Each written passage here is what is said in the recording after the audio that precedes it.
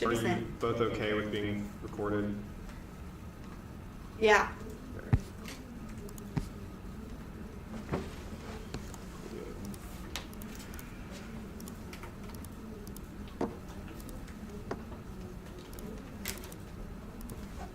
No, I didn't judge you on the act, remember? You judged the captivate. The year Cambridge.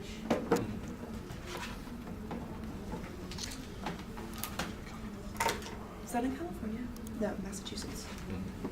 I don't know states. Aren't you like literally on the Harvard campus? I mean, yeah. The school is like right next to it. Harvard was very underwhelming when I went there. Like, I just kept hearing about it all my life, and it looked like Bill Cosby sweaters instead of like gold dripping from the wall. Our school went like before I was in debate, and that was like when they had to like limit their rounds from 6 or 7 to like 3 because of the blizzard, and they got like stuck in the hotel. So my coach refuses to go back. So I'll never know what Harvard looks like. Is everyone ready? Lawrence and Brittany, you didn't say anything. Oh yeah. Okay, cool. Too many faces to look at. I affirm assume all evidence is bracketed for clarity in discourse, problematic discourse. 1, precarious exposure of the pre-subject to the other begins with language. After being enculturated in language, we develop and interpret meaning and become aware of existence in our body. A body without an agent experiences the world but isn't aware of the meaning of it. Once inscribed in language, experiencing the spectacle of the body without an agent becomes impossible. Whether 1, length sustains the body by being interpolated with the terms of length's existence, but if the body first becomes possible, one must imagine an impossible scene. The body hasn't yet been given a social definition. It addresses and discovers this body that constitutes it. The address constitutes a being with possible circuit of recognition. 2, any judgment we take as agents is governed by a set of norms and understanding that are our own. Butler 2.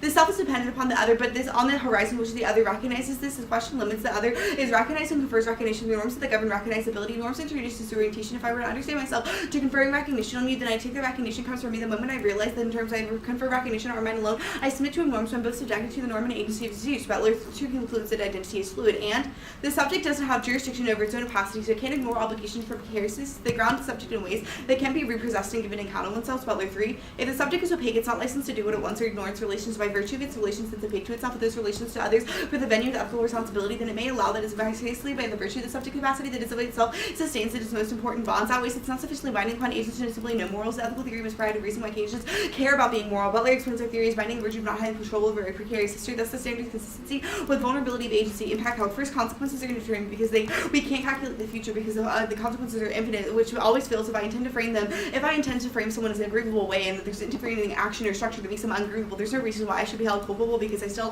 tried to frame them as grievable. 2, pragmatic calculations like utility of life meaning or presume an ontological establishment. F is a prerequisite in order to look at the consequences of the people. The consequences people face, we have to be able to value them and prefer the framework on reversibility. Norms are social and reversible. Anytime someone is oppressed, they're being recognized. Given the structures of recognition are fluid, these positions are reversible and you can create new modes of thought. Butler 4. In being called an injurious name, one is to mean by being named, one's given a possibility for social existence into a temporal life of lane that exceeds prior purposes. Injurious address produces an unexpected response to be addressed and interpolated in the offensive call, inaugurating a subject who comes to use language to counter. And I defend that resolved wealthy nations ought to provide developmental assistance to other nations performing humanitarian assistance. I'm willing to expect further in CX 14. Not all aid is bad. Humanitarian aid which assembles in defense and in response to catastrophes and disasters, unpredictable catastrophic events or unexpected war to vast amount of help and support for massive forces. Emergency aid is important when covering a disaster and have positive economic effect when deploying citizens participating in recovering processing. Humanitarian aid is helpful solution to stabilize situation, move people from danger. The solution is only short-term relief and assistance, or almost by definition short-term. 1 point is natural disasters. With the advent of exponential increase in natural disasters of all kinds, our mutual vulnerability in this world is exposed to the apathy of natural disasters towards whom it affects regardless of national boundaries. Bell 12. Natural disasters are more frequent destructive than any time. The number of people vulnerable to them has risen by 50 to 60K per decade since the 70s. People are living in the path of their own destruction. There'd be no escape. Disasters can connect people more vulnerable than they used to be. And today's responses to natural disasters on a global scale is insufficient. We must use humanitarian aid to recognize dependency we all could have on each other that these countries currently have in ways healthy nations can afford to do. 7. Humanitarian financing hasn't kept the pace with the scale and scope of disasters. This lack of progress is due to constraint in resources, but also to perverse incentives that are worked against reducing vulnerabilities in natural disasters. Wealthy countries built mechanisms to protect citizens. These standards need to be applied to those too poor to protect themselves. The international community can't afford to be complacent about this issue any longer because humanity is at risk. And 2 point is famine. Lots of people are dying from famine now. Clear 17. Not since World War II have more been at risk from disease and starvation at this moment. 20 million people are likely to die without coordinated international action. People will starve and die. 7.3 million risk in Yemen. 5.1 million risk in in Nigeria, 5 million in South Sudan, 2.9 million in Somalia. Humanitarians can still help the worst case scenario, and famine and other humanitarian crises are ignored and continually pushed to the side. Marxism is agreeable. This vulnerability outweighs as is extremely and primordial. Butlerly and Shepherd 1. Loud emergency drowns on silent emergencies that kills millions without notice each year. There's unrelieved starvation and brutal conflict that the repetitive food shortages and hunger. Loud emergencies gain our attention. That the media attract large amounts of donations. Emergency relief overwhelm the silent emergencies that occur globally every day. Millions die in famine. These continue. We ignore them at peril. Silent emergencies kill and continue killing every week without publicity in forgotten corners of the world. And the state of being rendered ungrievable is more just being oppressed. Non-grievability separates that from having any impact on the social relationship or reduces agency to something outside of precariousness. Grievability is necessary to apprehend the vulnerability in our ontology. But like 5 minutes, you'd realizes deaths and precariousness and underscores radical sustainability. It's not that we're born and then become precarious, but precarious is to coexist with a living being. They die. It's necessary to care, so it may live only in conditions when their loss matters to the value of life. Appear for grievability is a presupposition for the life that matters. This will be a life that is lived a grievable life, which means a life that could be regarded as a life that's sustained, and taking action is necessary. Remaining silent is no longer an option. Butlerly and Shepherd 2. To continue this goal honors hunger and poverty as acceptable conditions. Time has come to agree that it's intolerable for 29K to die every day from preventable causes. We have the knowledge and the means. We need to take action or remain silent. Enter the atmosphere 1. The AF is disclosed. No research or instance. You knew the AF 30 minutes before the round. If anything, you knew it days before the round. Second, solvency advocate means it's predictable and in the lit. 3, Lincoln impact turn ground. You can still engage in the AF, and topic prep still applies because of the form of development assistance. There's also tons of quality lit against humanitarian aid, especially with the rise of natural disasters. Also, you'll say the AF creates dependency, but first, dependency is inherently consequential. As the predictive, pragmatic analysis and reliance on empirics proves that. Second, humanitarian aid is short-term and isn't mutually exclusive with other forms of development assistance. It means if there's a dependency, it's due to A, a different form of assistance, or B, there's literally no other assistance or help going on in which the AF would be the only one doing it. And if you don't do the AF, then just let them die, which means it would be preferable to the AF. Also prefer non-ideal theory, which means ones that don't abstract away from what's currently going on in society. Non-ideal theory, it doesn't ignore the lived realities of individuals. When you are an idealized theory, you abstract away from lived experiences. You also try to homogenize what morality looks like for individuals, i.e. this means that this takes out all idealized frameworks that start from some sort of universal relationship. Also, Butler talks about how identity is fluid and things like that, which means we can't start from some sort of static starting point.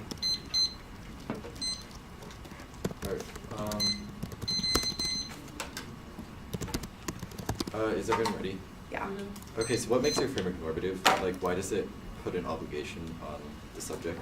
Yeah, so that's the Butler 3 evidence. It talks about how this is something that is binding upon agents in order for them, like, we say it's not enough to just simply know what is moral. It is the ethical theory has to provide a reason why you care about being moral. Butler explains that, like, it's binding because we don't have control over our precarious history, which means that we What need is to... precarious history? Precarious history is our vulnerable history. That's the Butler 1 and Butler 2 evidence. Butler 1 talks about how enculturated in language, we develop an interpretation of like what it means to have red or what it means to go left, things like that. Those are all inscribed in us. We don't create that. So we are subject to social norms and things of that sort, which means that like that is something that we are vulnerable to because it's not something that we created. Okay, but why are those binding necessarily? Like, why, just because we those can't get exist, rid of why? them. Yeah, but why does that mean that we ought to follow them? Yeah, so we say if you ignore them, then that's something that's going to, when you ignore the understanding that isn't your own, that's going to like marginalize others. Also, it doesn't recognize Why that, does like, that marginalize others necessarily? yeah, so when you don't like recognize the value or the validity of our framework that says that you like don't care that we're vulnerable and agency or that we have some sort of precariousness with birth. Why? So, okay, wait. Why does acknowledging that we are mostly precarious, but in some ways not precarious, why does that trigger your impact? Yeah, so Butler 1 talks about how like there's this bare vulnerability that we get. It says it's something that is binding upon us and something that we have to have whenever we take some sort of action. Okay. What about people who live outside of social systems? Like, Let's say there's someone who is grew up in like the woods. yeah, okay, so there are 2 arguments against this. The first one is that they have a social system that is literally their own, but it is something that they obviously had to, it is something that they created using like a physical thing. So like living in the woods, there's trees. Like those trees affect your knowledge and your things. Like you may not think of them as trees, you may think of them as radada, but radada still affects how you like go on with your life. And if there's like a purple tree, what does it that's mean to be consistent with the vulnerability of agency? Yeah, so it means that you have to recognize that we're consistency with vulnerability of agency means that you have to get rid of the things that don't allow that, i.e. things like framing individuals as ungrievable. What does that mean? So Butler's, I just forget the numbers because I re-edited this. It's Butler 5. It talks about how when you frame lives as ungrievable, that's like a life that doesn't live, or we don't care that it's lived once it dies, and there's a chance for grief. No, but what is grievability? What is grievability? So the ability to grieve. We do not say that Yeah, but everyone. what is grief exactly under your framework? Yeah, so caring for a life, something like that. Sometimes people do it through things like funerals. It really depends on social norms, but there seems to be some sort of consistency with it.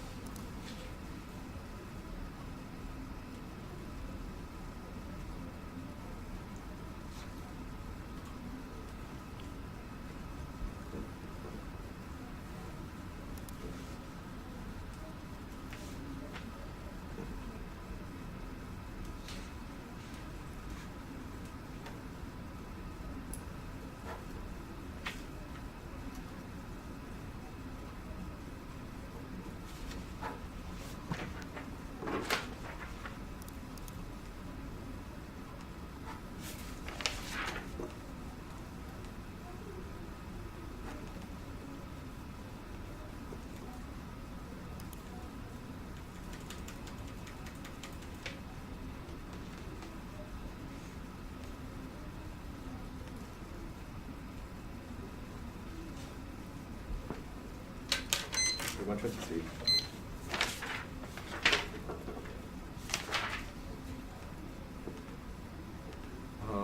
Order is one off, possibly another off in that case.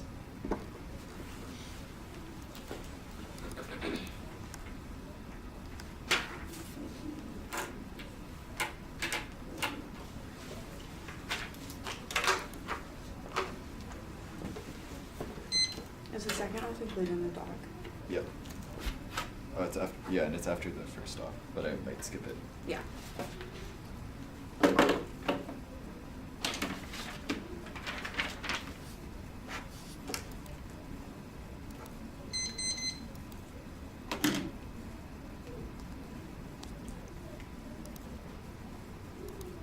Oh yeah, doc, sorry.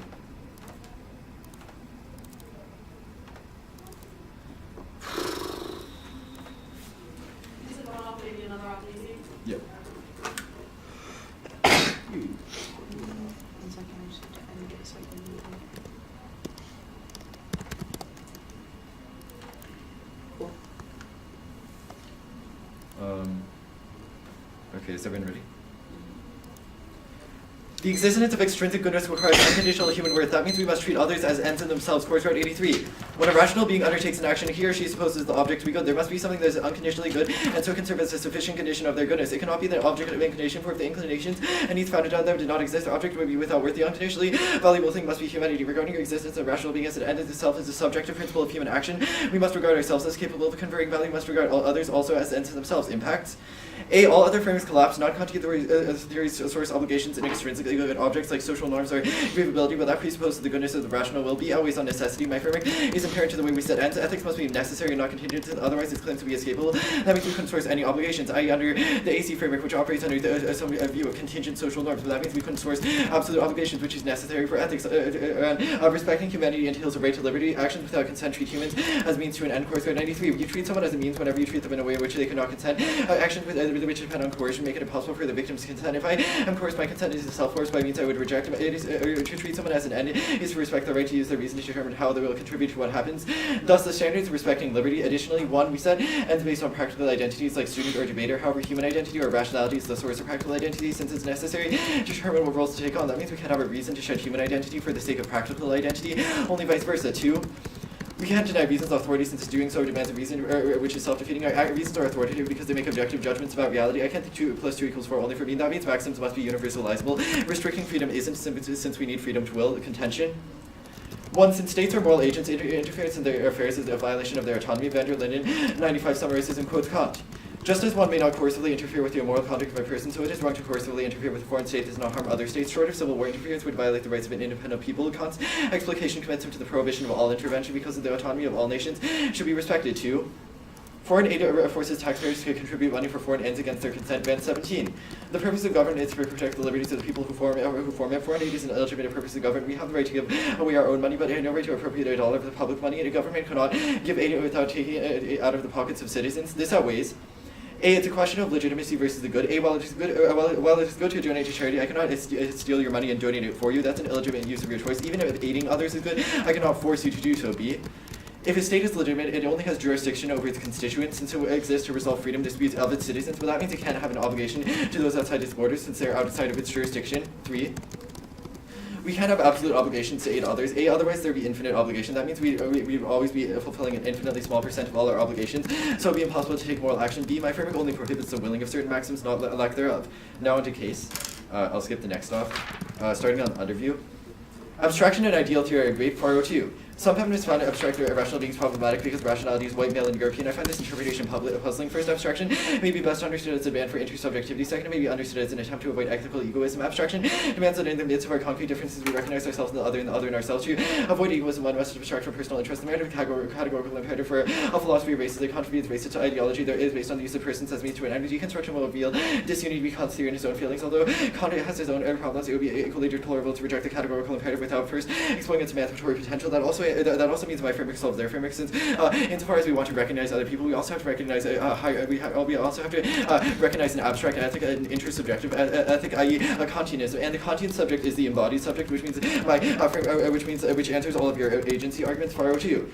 One criticism of Kant is that it's too formalistic. Although a distinction between universal and concrete is valid, the unity of the two is required for agency. Kant is accused of making the moral agent to an abstract, empty subject. Nothing could be further from the truth that a Kantian subject is embodied. The fact that I cannot simply satisfy my desires without considering the rightness of my actions suggests my empirical character must be held in check by my intelligible character. We formulate principles that keep our impulses in check. The formula of universal androids over that we act on our maxims that are open to others. Also, the individual is not allowed to exclude others as moral agents. Hence, universalizability is the principle of consistency as inclusion. I include the other perspectives of other moral agents. That takes out their non-ideal theory arguments, also takes out their framework arguments about how they're a better conception of agency, because insofar as we want to take any action, we also have to recognize that we have some agency before, some pre-linguistic agency. Also means that hijacks your framework, since the only way in which we can actually grieve for other people is by viewing the Kantian subject. Now, onto their line by line of the non-ideal arguments, they say that we need to focus on lived reality. Fine, we have to do that, but prior to that, we also have to focus on the universal norms that govern that, i.e. the categorical imperative. They say that it homogenizes into a universal identity, but I impact on that because the universal identity is good. Now overview to the app framework, and I do not dispute that there's no intrinsic warrant that you set up between us offering humanitarian assistance and that being necessary for grievability. Insofar as we could still agree for other countries without necessarily violating the rights of people, that means that there are ways in the scope to solve all of this without having to link into the NC. Now onto the framework proper. One, there's no one for why we are only constituted through language. Obviously, we can imagine people who exist outside of language or out of society and who can legislate themselves, which means that we are not, which means that we are still somewhat autonomous over ourselves. Two, we must consider, even if we aren't necessarily autonomous, that we still must consider ourselves as being that way. Otherwise, it would be impossible to take any action, because we would say that everything was socially constituted and we would have no choice in anything. Three, this is completely irresolvable because this is completely irresolvable because you don't define what counts as brief or what counts as being consistent with their vulnerability, which means that there's no way to tell whether an action was good or not under your framework. Four, it is definitely impact justified because it says that it would be bad for the subject if they didn't recognize their grievability. But that still means that we have to value our subjecthood first, i.e. our humanity, because that is what we choose to grieve for. My arguments all answer that. Yes, we may have some sort of practical identities which are subjected through language, but but prior to that, we also have a human identity. That's the analytic made on the contingency. Five. My framework explains why we care about following the ethic, because insofar as you ask why should I care about reason, you are that is itself asking a reason for reason. Also that is itself conceding the authority of reason. Also, if the individual are now onto the cards, if individual grieving is seen as sufficient, then there will be no. Butler provides no political tools and ignores important forms of vulnerability. She focuses on philosophy at the expense of real-world solutions. Schulman 11. Butler ignores other forms of vulnerability, such as climate change or economic depression, which might generate different political conclusions and profound conflict. Precarious like avoids politics because Butler depicts an unconditional ethical obligation to the other, but never explains the political questions immediate and complicated while suffering, responding to how other causes of political argument must address an audience's self-interest and the impact on others and alternative course of action. Political truths, unlike ethical ones, are forged through conflict and debate among multiple actors, speaking of vernacular idioms about interests, not only abstract principles, but others. Ethical arguments enact a displacement of politics. We should, actually, that's fine. Any debate. Okay, so you just read the first Schulman at 11 evidence. Yep. And then no second off. Right. Did you skip anything in the, did you read I didn't read the C point and impacts under the course code 83 evidence. It should be italicized. Cool. Did you read the collapses to consequentialism? No.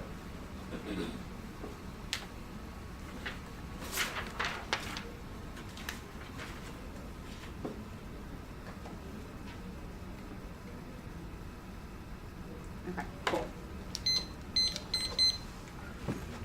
Judges and opponent ready? Lawrence? Okay. Let's start on the framework. You say that we have to unconditionally value us. Why do we need to value each other? Why do we need to value each other? Because there's no intrinsic difference between our different humanities, right? We all have the same rational capacity. Insofar as I recognize my rational capacity as being good, I'm recognizing that rational capacity itself is good. So that means I also have to value others' rational capacity. What is a rational capacity? It's our ability to set ends based on reasons. What are ends and what are reasons? Ends are like actions, like to choose an action deliberately. For example, my end could be to win this round. So like by setting an end of winning this round based on the reason of wanting to like increase my happiness or increase my skill, I would follow an action, for example, debating. Okay. Let's talk about the offense. You say that it funds taxes that isn't like reversely helping them or whatever. That's the second argument, advanced 17. Yeah. So why are taxes bad in general, or is it just when they're not used for our state? I would say it's bad in general. Bad in general. What do you defend then? Because obviously I defend that it's bad that I defend that it's bad to for if you wealthy negate, nations what to, world are you doing? I mean a world in which we have no taxes. What well, else do no, we not have? I don't necessarily defend that. Like just because we have taxes doesn't mean that's good. I would say. What do you defend? Tell me right now. I defend that it is bad for wealthy nations to give development assistance. I understand to other that. The nations. negative world does what? What do you mean does what? I So just do we defend no that. I longer just give defend it. development assistance? What? Like, do we stop development assistance in the world? I just say it's negative? bad as a general principle for wealthy nations to give development assistance. I don't see why you have to defend an exact world. It seems like you can still derive a lot of offense off of just saying it would be good for us to have development assistance. Okay, how can I link offense into your framework? Yeah, you just proved that you are better for respecting liberty. Okay, how can I do that? For example, you could prove that we have an imperfect duty to help others through development assistance somehow. I don't know, you can make arguments. I don't see why I have to make arguments for you Okay. for the 1AR. Let's talk about the FAR 2 evidence. You say that it hijacks the framework. Why? Which one? The FAR 2 evidence. Like, FAR the 02 second- too. Okay. Yeah, because insofar as we need to, insofar as we want to recognize others and recognize our nature as it is, the only way to do that is through the Kantian notion of nature, which means I hijack the internal warrants to your framework. The Kantian notion of nature, what is that? Just like Or reason? the Kantian notion of agency, sorry. Okay, so just reasoning? Are there Being able individuals to- that don't have reasoning? What do you mean? Like, those, like, Kant has been extrapolated into those with, like, a decreased mental capacity are not agents. I would say that I'd say that they're able to still set ends. Okay, is my based on dog an reason. agent? She reasons about, like, Uh, eating up my shoes. Yeah, probably. Cool. 4 minutes, starting now.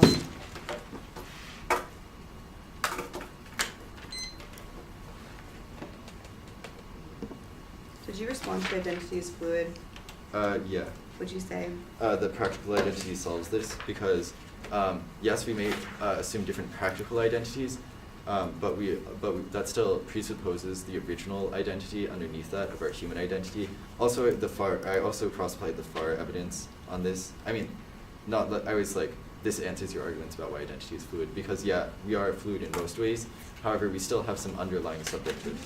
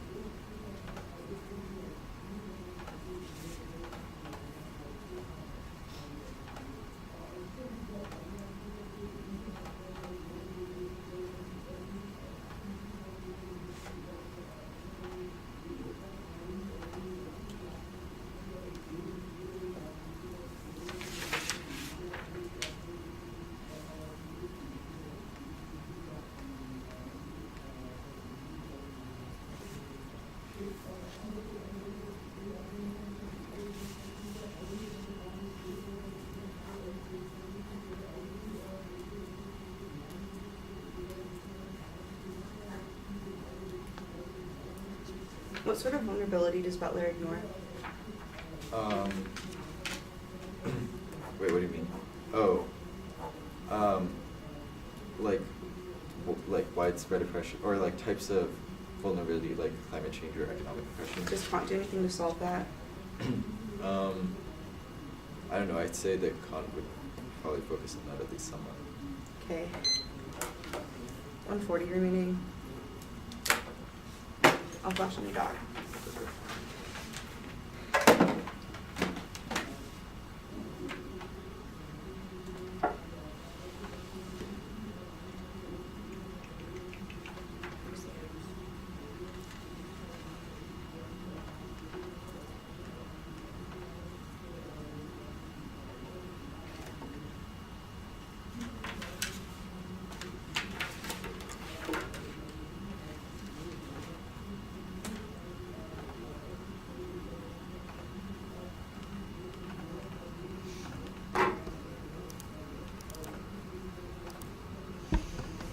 Okay, should be set.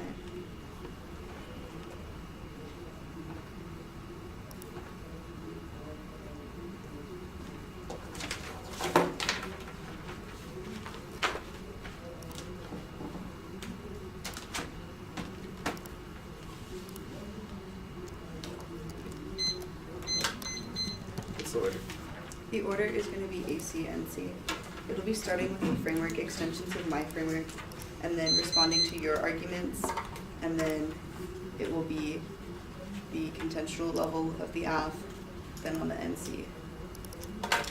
Is everyone? Just tell me where you're starting again, and then send post. Yeah. AF framework extensions, then theirs. Then their attacks on mine. Cool. Everyone good? Except Butler 1, our actions and judgments are based on norms that are never unknown in an interaction with another individual. There's always some opaqueness or unknown about the individual that we can never fully know. This means that it is inaccessible for us to say that we are practical reasoners because there's something that we do not know about other people. We can never reason to fully know about why, when we see an arrow pointing one way, we actually go that direction. Things that are epistemically inaccessible and ontologically inaccessible. We make ontological establishments and claims which you do not contest, which means that's the reasons why you should prefer the affirmative framework because it talks about how we literally have how we come to be ourselves in subjectivity. You do not have any claims to that. The next one, the truth. This is their norms and not our own.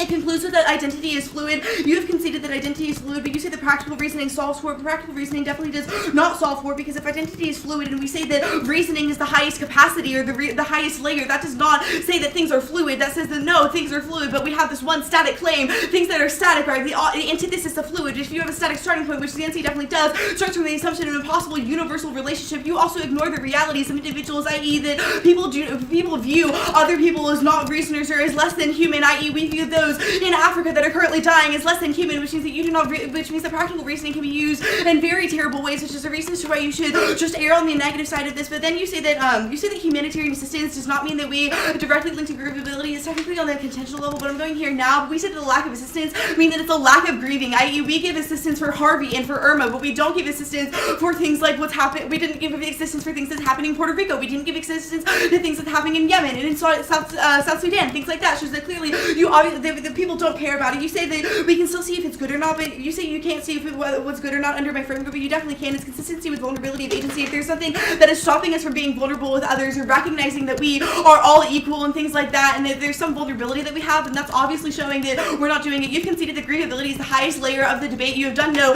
impact framing, which means that's the reason to why our argument comes first. That was the Butler 5 evidence, which says that a life does not matter if we do not have some sort of value attached to it, i.e. the value is only attached when we have a chance to agree for it. You also say that our framework is impact justified, but that definitely is not true. When you say that the Butler 3 evidence talks about how we have an ethical responsibility and no jurisdiction over the things, it shows that that's clearly not, so it's something that is binding and something that is contingent. You say that some things that are contingent are things that we ought not to look to, but we cannot get rid of these contingencies and they still affect how things like we reason in English. English is something we do not have control over. Also, you say that also all of their attacks are just terrible. Your Schulman 11 evidence says that we ignore vulnerability, but Kant can't solve either, which means that it's non-unique. You say Kant brings this in somewhat, but we can say that Butler also brings this in somewhat. Also, so extend clear 17, which says that 20 million people are at risk. Butler and Shepherd 1 say that there's loud emergencies that we currently are giving aid to, but we're not giving it to the silent emergencies, which justifies Delaney at 14 evidence, which says that we need to give short-term aid for humanitarian assistance. Butler 5 clearly shows that grievability is the highest impact of today's debate. Butler and Shepherd 2 evidence shows that we need to take action now, which means it's try or die for the affirmative insofar as the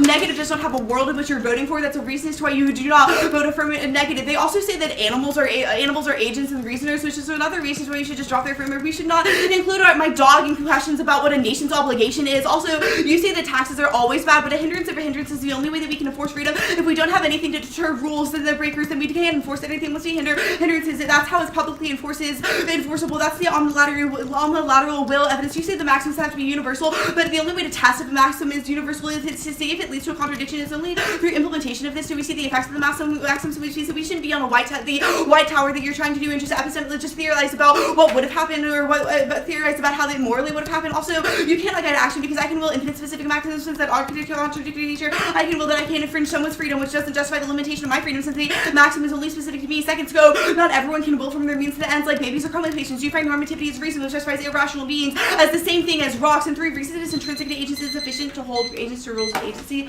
because we can opt out. What was that last argument? 1 second.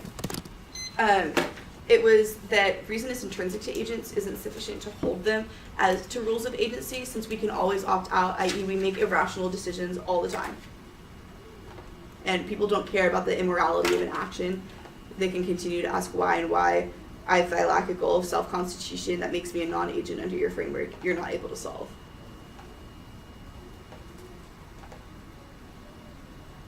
Oh, I didn't read the new card.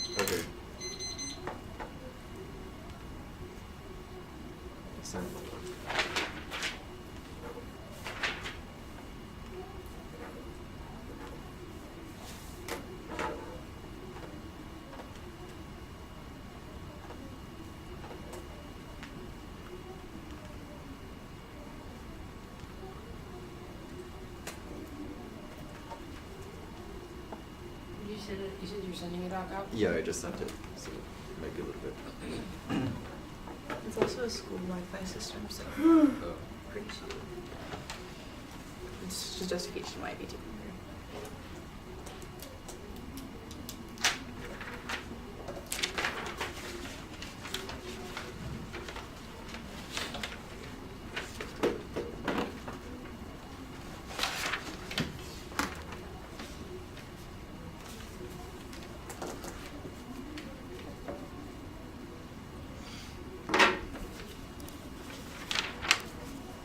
Order is. Oh, did you get the doc? Yeah, it's just I click on it to open and then it doesn't open, so I have to wait it downloads and open it. So annoying.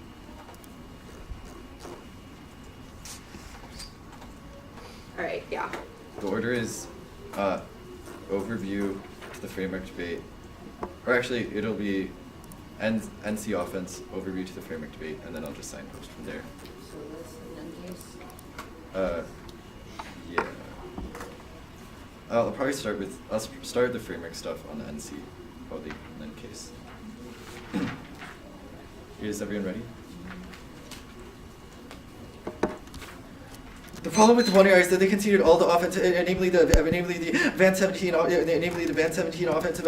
Why taxing people is intrinsically coercive, especially for foreign ends. Now they also conceded that outweighs all their hindering and hindrance arguments, and that outweighs all their hindering and hindrance arguments. And sure, maybe it is good to donate to others, but I cannot steal your money and do that for you. That is an illegitimate use. Sure, maybe giving aid is good, but I cannot take other people's money in order to give that aid in the first place. They also concede that we can't have absolute obligation to others, which independently takes out their hindering and hindrance argument. Since if that were true, then we would have infinitely many obligations to other people, since there are infinitely many good things that we could do, which means we couldn't ever be moral. That was completely conceded. It means they don't get access to it. Also, humanity must be unconditionally valuable. It does not make sense to coerce someone to stop coercion, because that is not treating humanity as an end in itself, rather fundamental good. If freedom matters at all, then we must respect it in all instances to avoid contradiction. Means no hindering and hindrance. Also, they didn't give any warrant for, the only warrant that they had for hindering and hindrance was this omnilateral will card, which they never read. It means that you shouldn't grant them any. Means that you shouldn't grant them any credence on it. Also, they also never linked to what hindrance they are hindering anyway.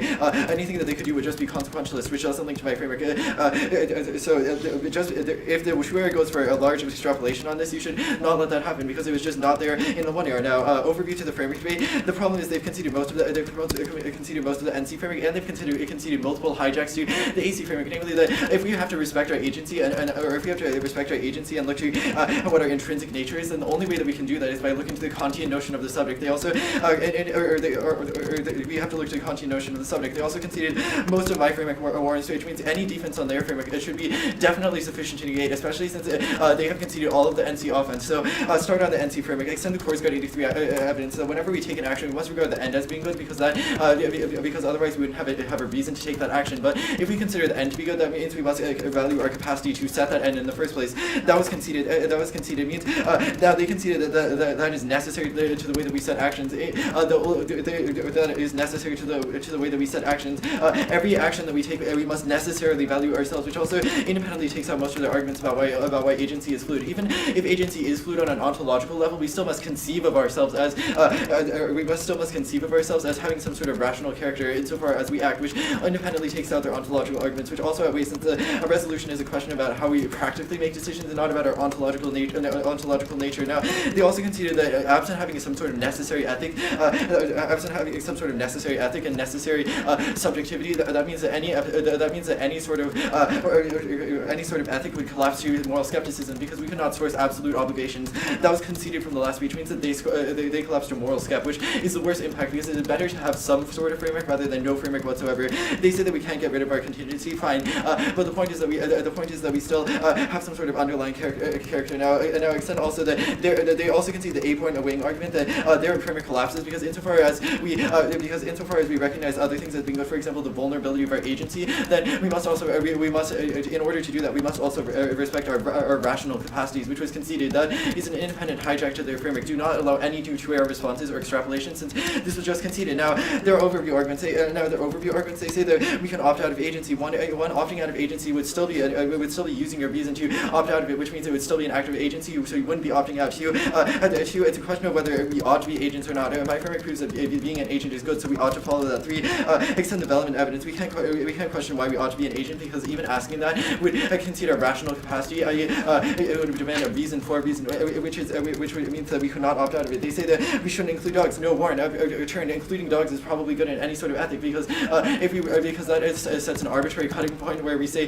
that certain beings are rational and are not rational, which would justify racism. That is exactly how racism was justified in the past, which is a pre-fiat reason to reject their framework if they don't accept that certain things like animals are not also rational agents. They say hindering hindrance, but I already answered that. Now, the responses to development arguments, they say the only way to tell is through consequentialism, but this is obviously not speaking to their framework, because they're not defending consequentialism either. They say we can narrow down specific maxims. Fine, I won't defend the formula of universal law. I'll just defend that we have to defend liberty. They say that babies can't reason, but there's no impact to this argument. Obviously, your framework doesn't say that we should grieve with babies, so we should grieve with babies, which means it doesn't apply at all. Now, on to the case.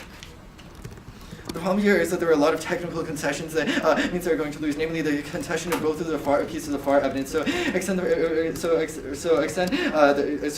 second one. The content subject is the embodied subject. This takes out the entirety of the case. Whenever we take an action, we must somehow check ourselves against our desires. If we want to take any action, we must recognize that there is at least some chance that we can take a different action. Otherwise, we would not be. Otherwise, we would have no. Otherwise, there would be no possibility of moral action in the first place. This was conceded. It means that therefore, a framework would just collapse to moral skepticism. Also means that mind best account is the best account of agency, which independently takes out their framework and shows that I hijacked it, because if we want to respect how our agency is per their framework warrants, and the only way to do that is by respecting humanity, which means we have to respect liberty per the course guard evidence on my framework. Now onto the line by line. They say practical reasoning is inaccessible. No, it isn't, because insofar as we take any actions, we must still see ourselves as practical reasoners. Also, I can obviously see that other people are setting ends based on reason, which proves that they are definitely also practical reasoners. They say that my framework justifies people being less than human, but there's no warrant for any of that. Obviously, if I regard dogs as being rational agents, then I do not justify that. They also conceded the FAR 02 evidence that this actually takes out racism, since we recognize others as being end in themselves. They say that grievability comes first because it's value to life. One, they never justified value to life. It begs the question of whether they won their framework. Two, I definitely did not concede this, because I showed why grievability is a bad thing insofar as it looks at the incorrect conception of agency. I had 140 left. 140. Cool. Starting now.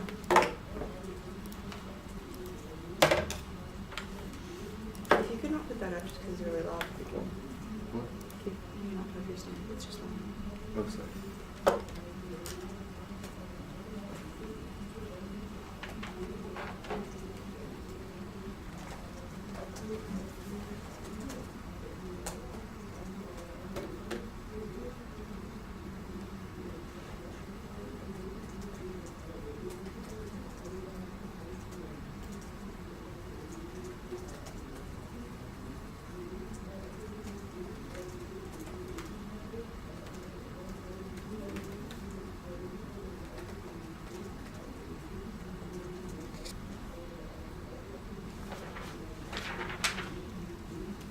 What was the justification for why we need moral skepticism? Or why the app devolves into it? Yeah, because you can't source necessary obligations to only focus on Say that one more contingent time, relationship. You don't source necessary obligations, since you focus on these contingent relationships without some underlying first relationship. And that also comes And first. that is-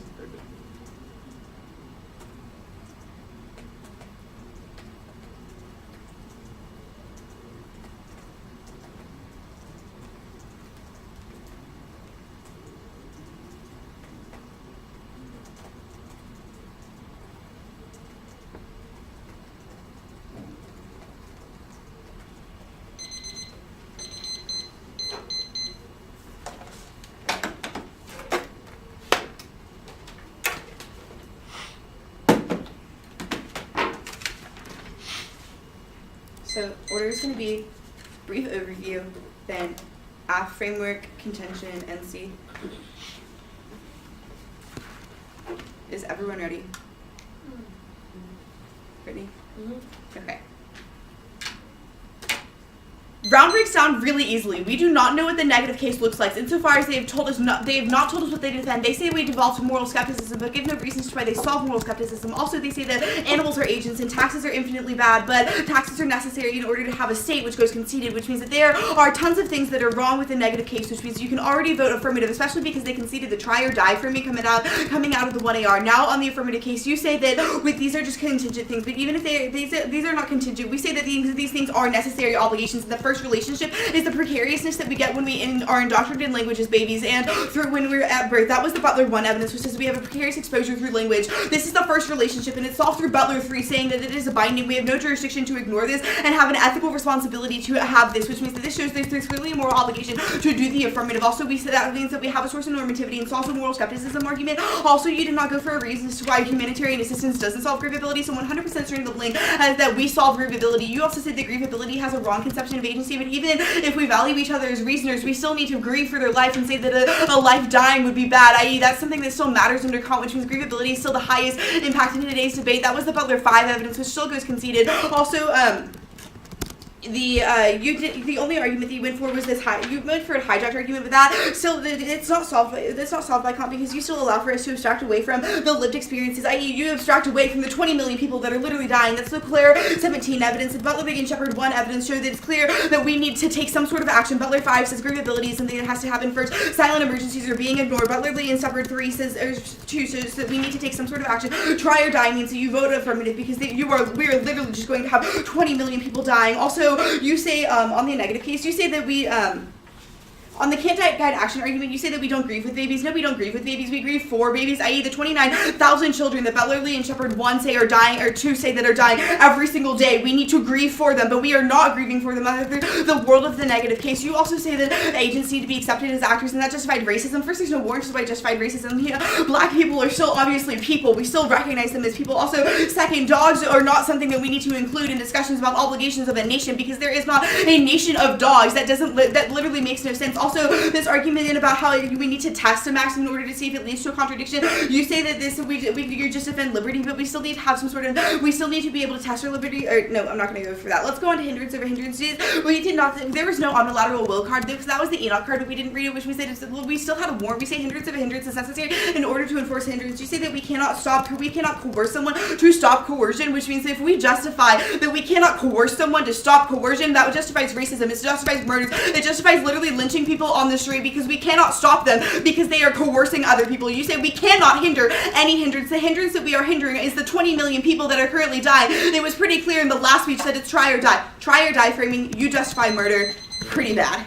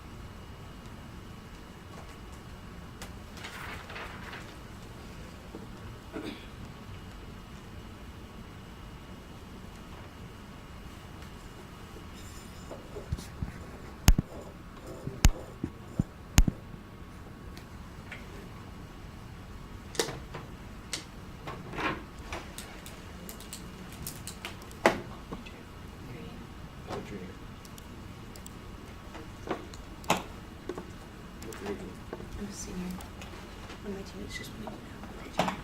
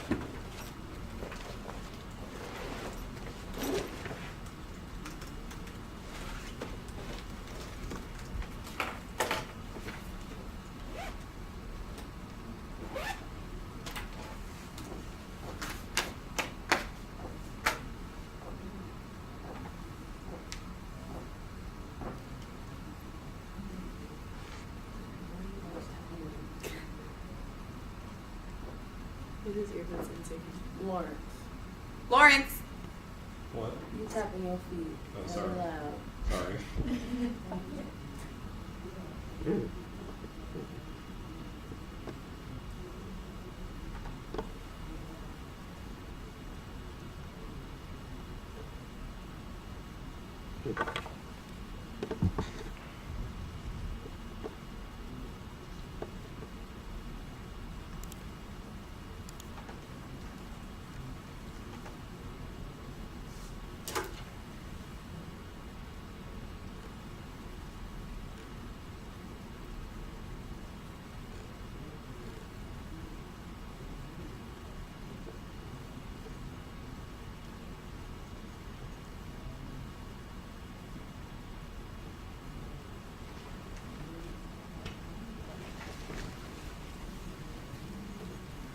Do I have time to go to the restroom? Do I have time to go to the restroom? Oh, I didn't think there was time for me to too. Well, this me then. Go to the restroom.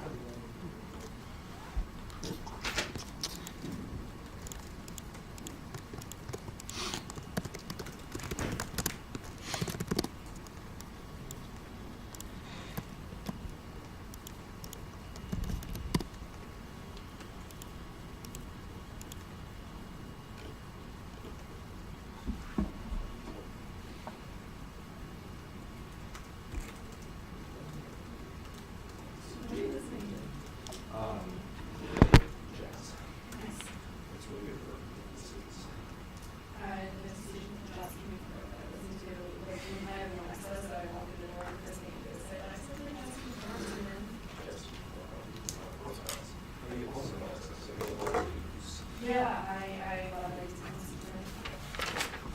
On a rare occasion, I'm feeling more, I don't know, like 20-something as to, like, today's kids, it's like a lot more decision, but 90% of the time, it just makes me feel like shit.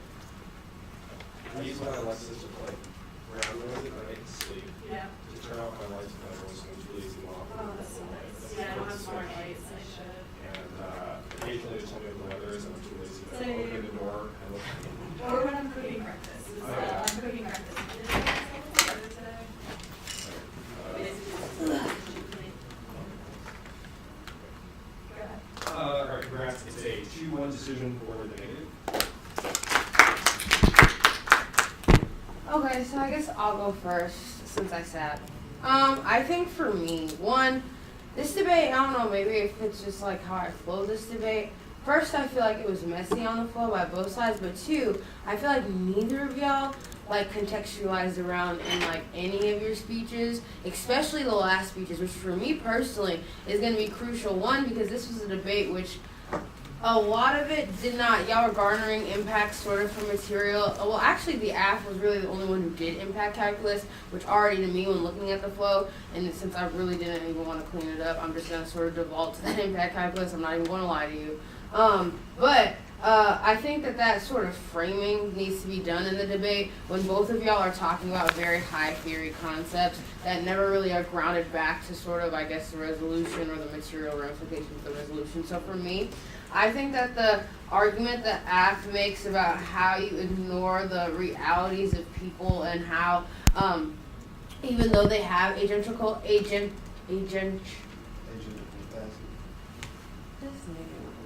I really was trying to hear your voice in my head say it, so for a second I thought that was just my head. That's so creepy. But yes, that. In these examples of Africa, I sort of buy that argument and use that to sort of filter all the that phrase he just said, claims, but also the claims about rational subjectivity. And also, I think that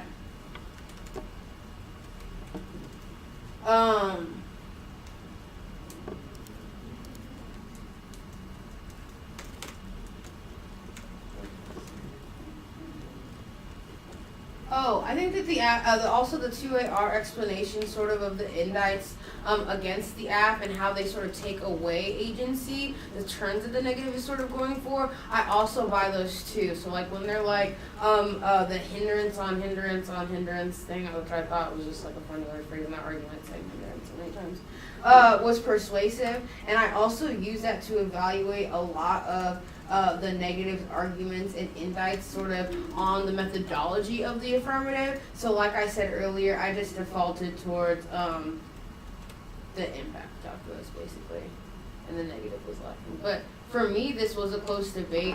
One, because I felt like looking at the flows, I had to do a lot to sort of piece together the arguments that were happening. So really, honestly, if you did weighing in this debate, because I was leaning negative for the most part. I didn't think that the app was answering all of the arguments you were making in the best sort of way. Specifically, I think that you should do more work on mutual exclusivity of the negatives arguments as compared to your own. But also I think you should definitely be indicting more heavily this idea of the Kantian subject, because there's so many indicts that you can make of just like the epistemological assumptions of the negatives position. So yeah, that's how I did it. Kelsey? Oh, okay.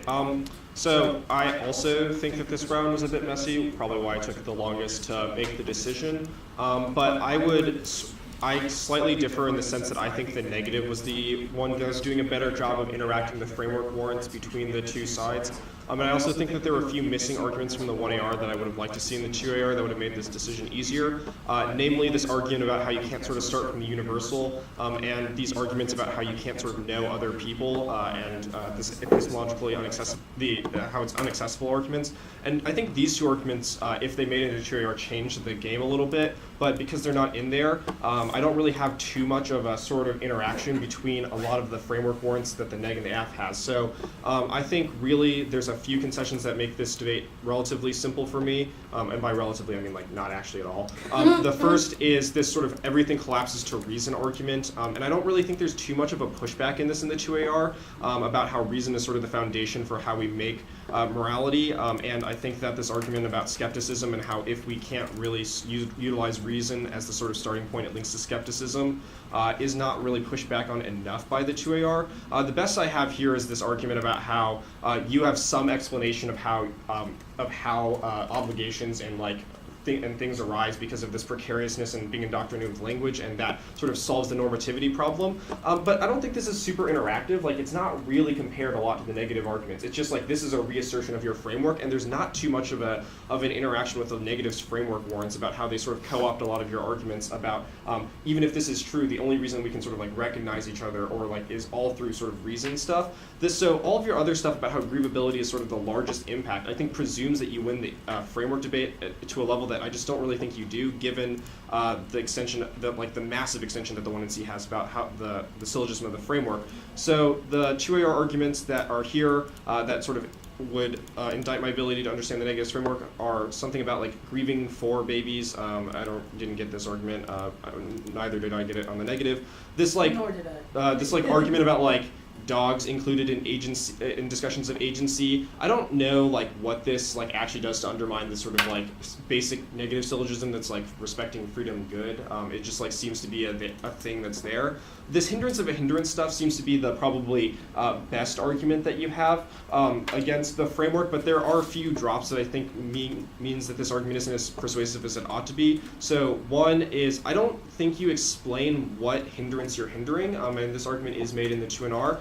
Two, I don't think this answers this argument that like this presupposes like the goodness of freedom and only the negative has an explanation of like what freedom really is and why it's valuable, and this like 2NR argument about how it must be unconditionally valuable, and if we can violate freedom at all, it leads to a fungible good. And even though I sort of agree with your argument on sort of a truth level, I don't think this argument is explained enough to sort of take out the framework or explains why the framework collapses on it in and of itself. And the rest of this 2AR just seems really defensive, and there's not much comparison, and I think really only the negative is doing that. The final thing that leads me to err negative is this argument that's like grievability can be important, but that's just solved by not forcing people to give things. Like you can still donate, but like infinite obligations to the others plus like taxation violating freedom are both reasons for why forcing is uniquely bad, but just giving in general would be okay.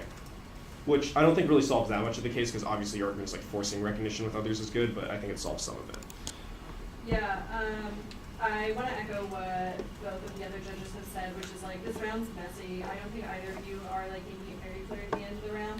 2AR definitely does a better job of like giving the imbalance story, which I really appreciate.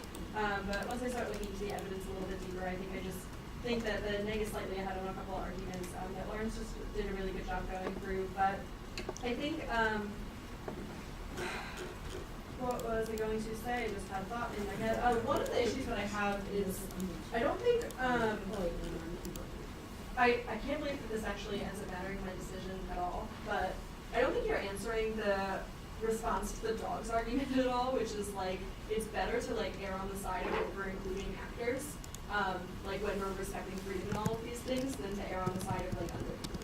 So the argument was, I don't know if I obviously probably didn't articulate it well enough for you to get it on your flow, but I was trying to go for the argument, like, this is a question of what the obligation of a nation, which is an actor in and of itself, which does not include So I dogs. have that argument, but like, I don't see any reason why that's true, right? Okay. Like, why shouldn't nations consider dogs? Like, I don't have that anywhere on the flow. It seems like you just end up saying, like, nations shouldn't, I don't know, like, adhere to moral, like, guidelines that would require them to consider dogs as actors, and like, I just don't know why not. And like again, like I feel very silly with that isn't mattering at all. But I think the bigger issue, and I said this in the last round too, so like maybe, I don't know, debate has changed and offense isn't the thing people do a lot anymore. But I think the later rebuttals were just like both very defensive and framing oriented. So when I end up looking at offense, I think the neg is like slightly ahead on the framework debate. I think the neg also just has a much better offense impacted back. The advance part is like just like obviously true 100% of the time. Whereas in the 2AR, the extensions that you have are like try or die, right? And to the point that you're going for try or die, you're basically like admitting like there's a very, very small chance that we're actually going to do anything here, and like we're not sure, but we're going to at least try. And like valuable though that may be, I don't think that's where I think the impacts that you're trying to draw are larger than the ones you actually get access to through trial. But again, like, end of the day, I could justify valid either way here. I think it's very messy and like unresolved at the end. All right. Thank you.